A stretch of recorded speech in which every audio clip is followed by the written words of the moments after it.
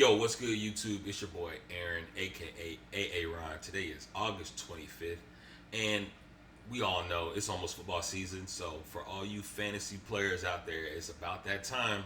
We're getting into these fantasy drafts here within the next week or two. Your league should be drafting. I know my leagues, I'm in two different leagues. We're both drafting this Saturday on the 29th.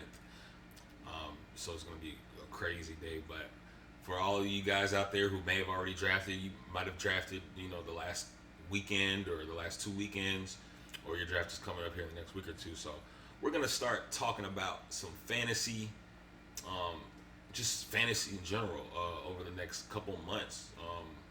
Right now, we're gonna be talking about some fantasy sleepers as y'all prepare for your draft, who to avoid, who to target, things like that in all positions. The only thing I'm not going to cover is kickers and defense. I'm just going to, basically try to stick with running backs, receivers, quarterbacks, and tight ends. Me personally, I believe that running backs are the most important players in fantasy, no matter what format your league plays in. If you play in a two quarterback league, if you play in a regular standard with one quarterback, two running backs, two receivers, tight ends, and a flex, running backs are still important. Even in those two quarterback leagues, which I'm in, the biggest league I play in is a 12-man Superflex league. And for those of you who don't know, maybe new to fantasy, Superflex is where you can basically put any offensive position in basically a flex. So the format basically for that league is one quarterback, two running backs, two receivers, one tight end, one flex, and then Superflex. So at the bottom, you could put a quarterback, you could put a running back, a receiver, or a tight end in that Superflex position. Now, the best strategy for a super flex league is to put in a quarterback. A middle tier quarterback is still scores more than a kind of a high running back. So, like a Jordan Love, for example, he's not seeked out very highly in a standard fantasy leagues, but he still average. He still scores more than, let's say, like I don't know, Kyron Williams, something like that.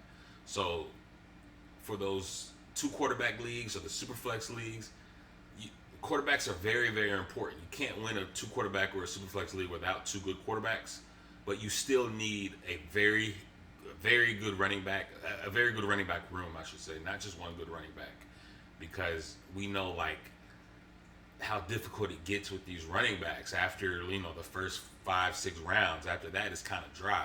It dries up.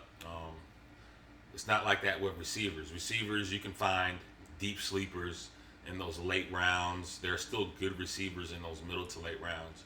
It's not really like that with running backs. After those first, 10, 15 to 20 running backs are off the board, it gets kind of spooky. So that's the first thing we're going to cover today. We're going to cover these running backs across the league now. I'm not going to sit here and harp on, like the Jahmyr Gibbs or the Bijan Robinsons. We all know what they are. They should go number one, number two. They should go within the top 4 or 5 of any fantasy draft. It doesn't matter if two quarterback league, standard, non-PPR, PPR. It doesn't matter.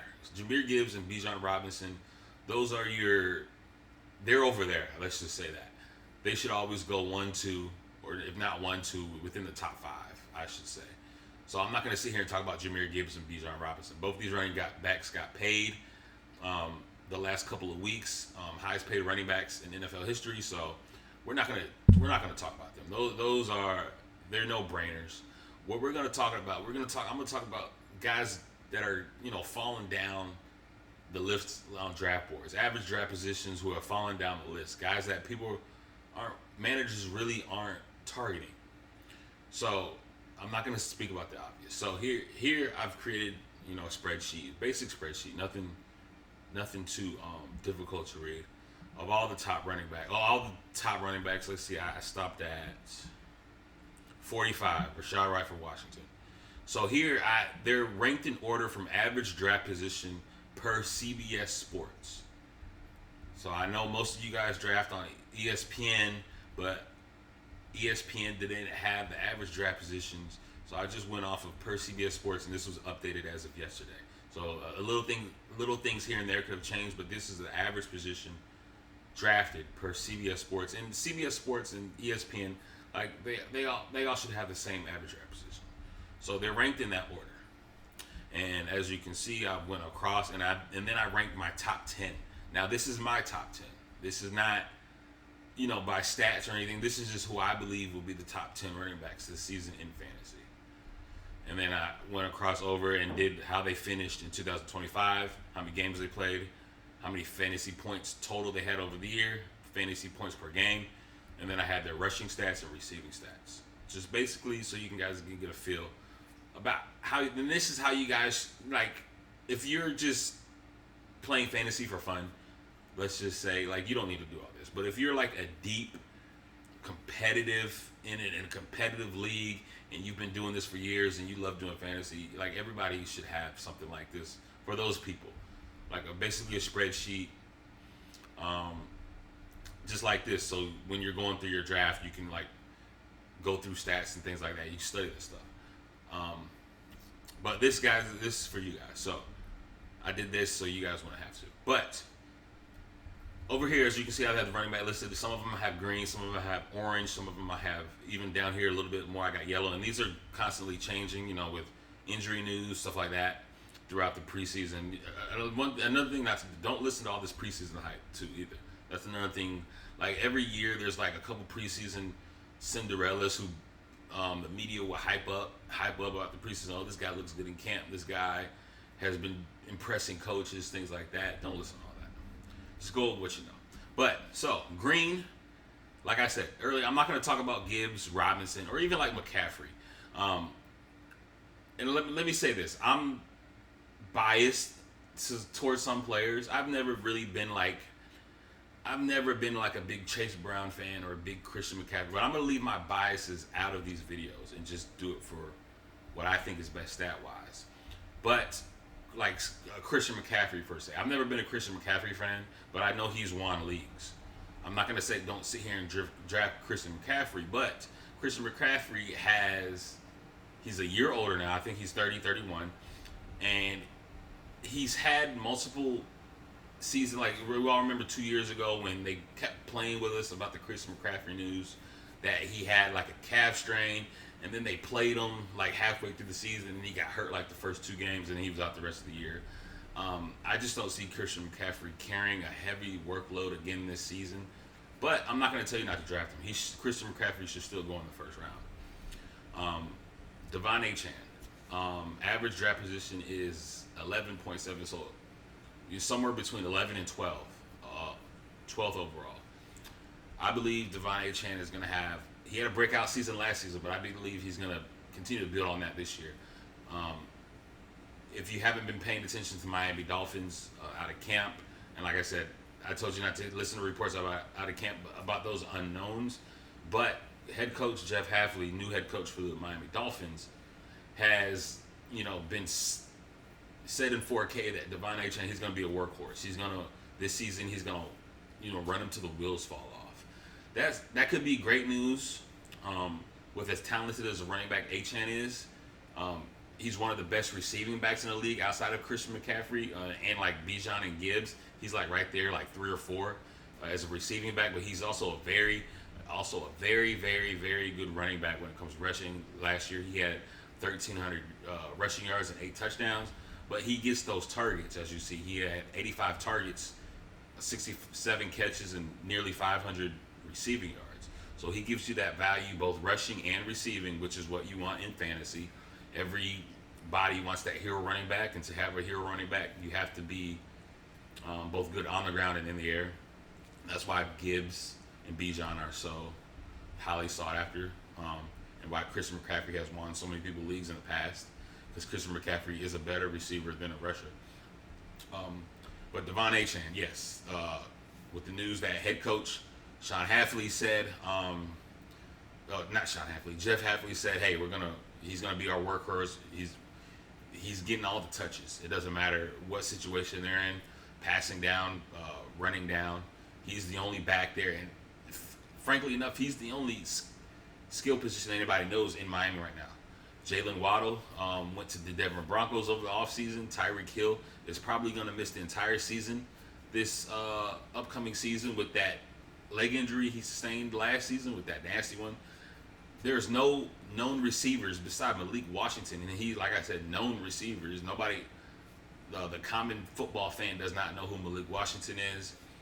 Um, they're going with a new quarterback this year, Malik Willis. They paid him, pretty good money to come be the quarterback, but he's never been a true starter. He's backed up Jordan Love his whole career in Green Bay. Now he comes to be the starter here, so he got some growing to do. So they got to lean on the running game. So Miami Dolphins is going to be solely focused on Devon A. And that could be a bad thing when it comes. You may think, like he's going to get all these touches, he might get injured, but you can't predict injuries in the NFL. Nobody in this world can. I say with all the things pointing towards A-Chain getting the bulk of the work, I think he should be going higher than 11.2. So he's somebody here. You see, I have him ranked 5th. I think there's very good value in taking Devon A-Chain. Don't be scared to take Devon A-Chain this year. Ashton Jeanty. Now, I've never been a big Ashton Jeanty fan, but he was a first overall pick last year. But we all know the problems that the Las Vegas Raiders had, especially across the offensive line. That man couldn't get across the line of scrimmage. He was getting hit behind the line of scrimmage every single play, and he still produced for a rookie year in fantasy. He averaged 14.4 fantasy points per game, which is good for what he was dealing with. It's not first round production, but he was a rookie, and he was playing on the worst team in football, behind the worst offensive line in history, and he still averaged 14.4 fantasy points per game last year, which is very good. Almost 1,000-yard rusher. He rushed for 975 yards, 5 touchdowns. He's a pretty good receiving back, but he's most of that big bruising back. Now, we all know the injury news came out last night that Jeanty was helped off the field in practice, and it looked serious. But then later, Adam Schefter and Ian Rappaport came out and said that the team said it's just an ankle sprain. It's not as serious as the players and the coaches on the field made it seem, or how he limped off the field. But that he will miss some time, but the organization is still unsure about how much time he will miss. That is good news if you've already had your draft, and you may have gotten Ashton Jeanty. That's good news, but he might miss a week or two. Nobody knows yet. I'm not reporting anything. I'm just saying what the reports are saying. They're still unsure how long. An ankle sprain is a lot less worse than like a ligament damage or a ligament sprain or anything. But ankle sprains are still tricky, and you can't rush them back pretty quick. So I wouldn't be surprised if Jeanty missed week 1 or something. But if you took Jeanty, you're breathing a sigh of relief as long as the organization. But nobody still knows how this offensive line is going to hold up in Las Vegas. We know they did build upon their offensive line. They've done the Raiders did a lot of good. They probably had one of the best off seasons across the NFL. They bolstered up their offensive line. They got a quarterback who's going to be in the wings for a little bit, but they also got Kirk Cousins, who should help out with that running game. They got a lot of players on defense. They got Max Crosby back after that confusing trade they had with the Ravens. So everything for the Raiders is pointing upwards, but there's still uncertainty. And nobody knows how this offensive line is going to produce, which is going to be the biggest factor behind Jeanty. The second-year running backs always have better years than after the rookie year. So expect this 14.4 fantasy points to uptick. You may be looking in the high 16, 17, something like that. But I would still try to stay away, just because, like I said, it's my bias. I'm not a big Ashton Jeanty fan. He's not as a dual threat. He's not a receiving back like some of the other guys who are taking this high in fantasy. He's still like a bruiser running back. But, like I said, I just have him marked orange because, if I'm in the position to take Jeanty, if he's the highest rated running back at the time, and I'm going to wait a little bit for that. Here's my biggest sleeper this season is Saquon Barkley. He had a down year last year. He was a 2,000-yard rusher 2 years ago, and it was all rushing. It wasn't receiving. He got all his fantasy points on the ground, and he carried a lot of people to fantasy wins, as he did me as well. I had Saquon Barkley in 2025, and I won my league that year. So I may be a little biased as well towards Saquon Barkley. Saquon Barkley is one of my favorite running backs of all time. But from where his average draft position is 14th, and I think that is extremely too low, whether I'm biased on Barkley or not. Barkley should not be the 13th ranked running back in fantasy football. Even after a down year. Last year, he had a down year and still averaged 14.5 points in fantasy. Now, what does that tell you? We all know that the Eagles last year had a lot of issues between Jalen Hurts, A.J. Brown. They had an offensive play caller who was horrible. So there were a lot of benefactors that caused, they had injuries across the offensive line, which is why Saquon Barkley had a down year. Now, you get A.J. Brown out the building. He went to the New England Patriots. So this year is a big year for Jalen Hurts to prove himself that he's still one of the top quarterbacks in this league, and I believe that Jalen Hurts will. And I'm not an Eagles fan. I hate the Eagles. I'm a Bills fan first and a New York Giants fan second. So I do not like the Eagles. But I believe Jalen Hurts is a top 4 quarterback in this league, and Saquon Barkley is still a top 2 running back in this league. Bounce back year for both of these guys. Jalen Hurts is going to need Saquon Barkley. Saquon Barkley is going to need Jalen Hurts. This offensive line is coming back healthy. Devontae Smith is going to be the number 1 receiver. He has a lot to prove. Saquon has a lot to prove. New offensive coordinator. All these things combined, I think, makes Barkley a higher draft pick than what he's going. He's not supposed to be going outside of the top, I would say 10. Even lower than that, top 7 or 8. And currently, he's the 13th ranked running back as of per CBS Sports, going around pick number 14. I think he should be going, around where James Cook, Devon Achane should be going. Probably around where Christian McCaffrey should be going. So yeah, Saquon Barkley, I think if he's there, if you're pick number, I don't know, let's say you're in the second round and Saquon Barkley's in the second round, get Saquon Barkley. Like I said earlier, everybody needs a hero running back. He is a hero running back. He was 2 years ago. He has been in the past when he was with the Giants. There's nothing wrong with taking the shot at Saquon Barkley and him having another year like he did in 2025 with a healthy offensive line, a motivated Jalen Hurts, and a new offensive coordinator. Take Saquon Barkley if he's there in the second. Even if he's there in the third. If Saquon Barkley lasts to the third round of your league, there's something you need new league mates. But I want to be in a league where Saquon Barkley is sitting there in the third round. I'm taking him happily. I'm taking him happily in the second round. So, Kenneth Walker, I'm not going to speak about him. We all know, if you drafted Kenneth Walker in the past, especially last season was frustrating for Kenneth Walker owners. Everybody knew he was far more talented running back than Zach Charbonnet. Zach Charbonnet is a good running back. No knock on Zach Charbonnet, but Zach Charbonnet is a bruiser. He's your short yardage runner, and they never let Kenneth Walker get goal line carries for some reason. They didn't utilize him the correct way until the Super Bowl, which pissed a lot of owners off because Kenneth Walker was taken high in fantasy drafts last season, and he ended up splitting carries, like 50-50 splitting carries. Even they let Charbonnet rock out, sometimes more than Walker. And especially on the goal line. They never gave Kenneth Walker goal line carries. It was always Charbonnet, and Charbonnet stole multiple touchdowns from Kenneth Walker and pissed a lot of people off. He was not worth the value of where he was picked. He wasn't even startable in some leagues. I know that because I had Kenneth Walker. But then Zach Charbonnet got hurt in the playoffs, and not the fantasy, the regular NFL playoffs.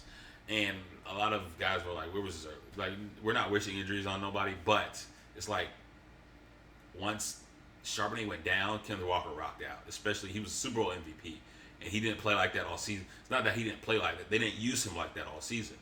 Now he goes to the Kansas City Chiefs, where they don't have a spell running back, aka a backup running back behind him. It should be Kenneth Walker's. Kenneth Walker should be getting all the touches, but nobody knows the Kansas City Chiefs. They want to get back to their ways of running the football, especially after the Patrick Mahomes injury. How 100% is Patrick Mahomes going to be 100% coming back? He's going to have to rely on the running game. So I would say that, I know I have him marked orange here. I would say that he has more value than the 14th overall running back. He's going around pick 19 or 20 in most leagues. I would say take him. But I have him marked orange here just because I have revisionist history of Kenneth Walker, and it was a nightmare last season. And I would just want to touch Kenneth Walker again. Pause. Um, but I would say take them with the new Kansas City is getting back to their run game. Head offensive coordinator Eric Bieniemy is back in the building. We all know what he did back in his days when he won Super Bowls with them. Their passing game was a lot better. Their running game was a lot better. So maybe Kansas City gets back to their ways. Having a number one back, he's the clear number one back. Isaiah Pacheco went to the Detroit Lions, so there's nobody to sacrifice touches for Kenneth Walker. So I would say go with Kenneth Walker. As everybody may be thinking, this red line here that I have across, this is what I call the spooky line.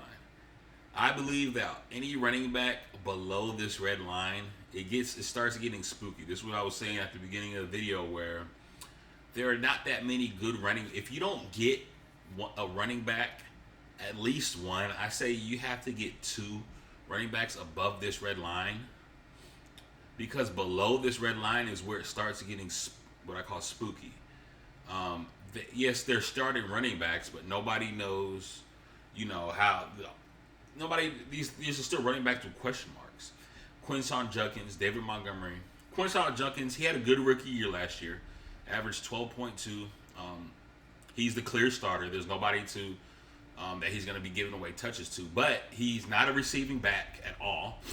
Here he had 36 targets, 26 catches for 171 yards, and he played 14 games. That is very poor production in the receiving game. No receiving touchdowns. He gets all his production from rushing. He's not a receiving back. That's one reason.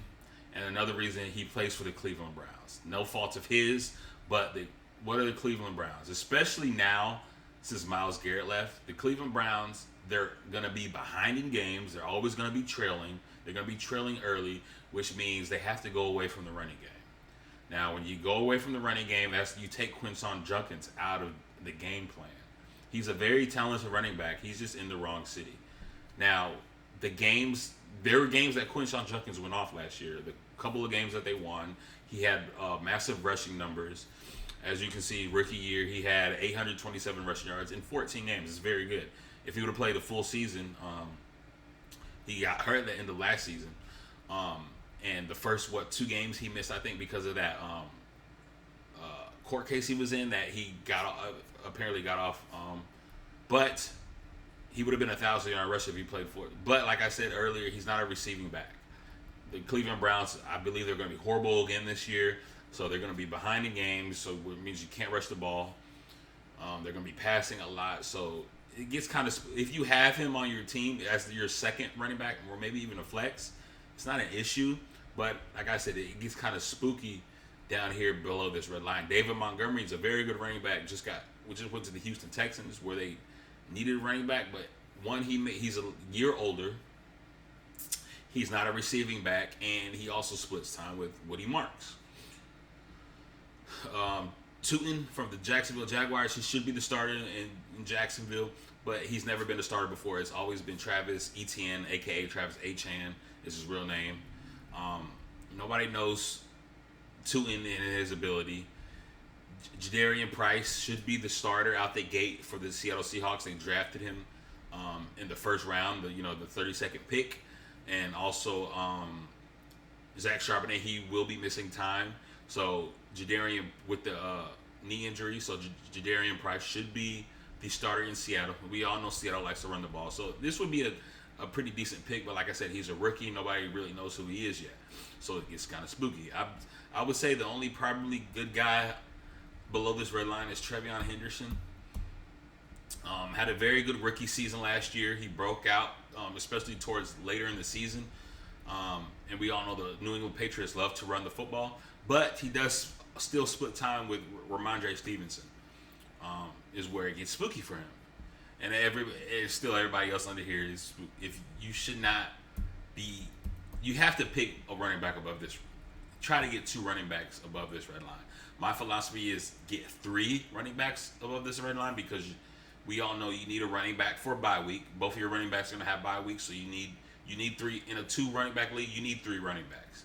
just in case for injury, and then for bye weeks, and then every now and then you have to plug a running back in at flex if you have an injury to a wide receiver or something like that.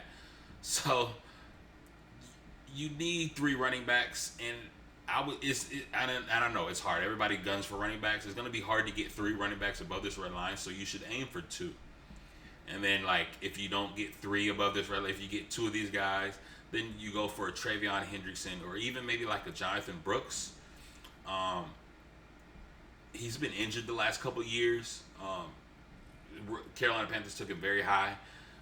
Then he got injured, missed the whole season. Chuba Hubbard was the guy, but he's also dealing with minor injuries this season. So, like, there's not a lot of very, good week-to-week options below this red line. So above the red line that's what this red line is for. You need to aim above here. Now, speaking of that, now we're going to go down to, I'm just not a big Javonte Williams fan. That may be my Dallas Cowboys hate, but Bucky Irvin and Travis A-aron. So, Bucky Irvin is ranked as a 23rd back. Travis A-aron is ranked as 24. They're both going around pick 40, 41. I believe that's very, very low for both of them. Now, the Bucky Irvin, why he dropped so much, he missed 7 games last year with an injury. If you had Bucky Irvin last year, which I did, you probably drafted him pretty high. Bucky Irvin is a very good dual threat back. He's better receiving back than running back, but we also know he's small. He's a small back, small frame, but he gets a lot of carries. Tampa Bay really relies on him in the running game and also in the passing game. So, Bucky Irvin last year missed 7 games, and the thing was, like, they never put him on injured reserve. So, he got injured like earlier in the season, and then they're like, okay, like he's gonna miss a couple weeks. We don't need to put him on injured reserve. And the next thing you know, he's missing 4, 5, 6, and then they never told us what's really going on with Bucky Irvin. Then they worked him back slowly, close towards the end of the season, but he never had enough time to get back to where he was like prior to the injury, or even the year before last, because the year before last is when he really broke out. But when he did play, he averaged 14 fantasy points per game, which is really good for somebody who only played 10 games. Now, a few things about Bucky Irvin. Mike Evans, Buccaneers all-time great receiver, got traded to the San Francisco, or not traded, he signed with the San Francisco 49ers. So there goes a big part of your offense. There goes all your offense. Now, rookie Emeka Buka last season, he broke out, but he also declined throughout the season. So the Tampa Bay Buccaneers, they want to get back to that run heavy, and they need Bucky Irvin back in that system at full strength, full speed. They need him to get all the carries. They need to get him also going in the receiving game. So because of that, I believe Bucky Irvin should be going higher than pick 40. I believe he should be, maybe around this 16, 15 range, something like that. But like I said, the injury last year really does scare a lot of guys, especially Bucky Irvin's not a big receiver. So a lot of people believe he might be injury prone. But like I said, you can't predict injuries. So don't draft based on injuries. Draft based on what you've seen in the past and what the team needs for the future. They need, with Mike Evans out of the room, they need Bucky Irvin in that passing game, and they need that running game back. And also, Rachaad White went to the Washington Commanders. Rachaad White, he took a lot of carries from Bucky Irvin last year. He's a very good running back, and they lost him too. So it's essentially Bucky Irvin's room with a little bit of, what's the guy's name? He broke out last year. I forgot. They have another running back in Tampa Bay, as well as Kenneth Gainwell. But Kenneth Gainwell is more of a receiving back. He'll probably be in, some split packages with Bucky receiving downs. But it's still Bucky Irvin's running back room, and I believe he should have as long as he stays injury free, he should have a pretty good season, averaging more than 14 points per fantasy league. And then my biggest sleeper this year, and I mean biggest sleeper, bigger than Saquon Barkley. Saquon Barkley is my favorite, is Travis A-aron. Now, you all know it's Travis Etienne, but he came out this offseason and said that is not his real name. That is not how you pronounce his last name. It's Travis A-aron. Travis A-aron had a breakout season for the Jacksonville Jaguars last year. Averaged 15-point fantasy points, have over 1,000 receiving yards, and he had 6 receiving touchdowns. 1,000 rushing yards and had 6 receiving touchdowns. Very utilized in the receiving game. and also he was the workhorse back in Jacksonville last year. And now the New Orleans Saints brought him over and paid him, I think, 4 years, $50+ million per year, which is he's a very highly paid running back. So the Saints are going to use him. They're going to work him. They're not going to pay a guy and not use him. And also the injury news to Alvin Kamara. Alvin Kamara stayed in New Orleans. He will be the backup running back to A-aron just because of his age. Alvin Kamara is 30 plus, and he's declined over the last couple of years. He's still beloved in New Orleans, but they need a new running back, and they got one in A-aron. Alvin Kamara is going to miss time. They said about a month or two with, I think it's an MCL sprain, he'll be out with. So the running back for about the first month or so, the carries belong to Travis A-aron. They paid him. They're going to utilize him, especially for second-year quarterback Tyler Shuck. Every young quarterback needs a good running game.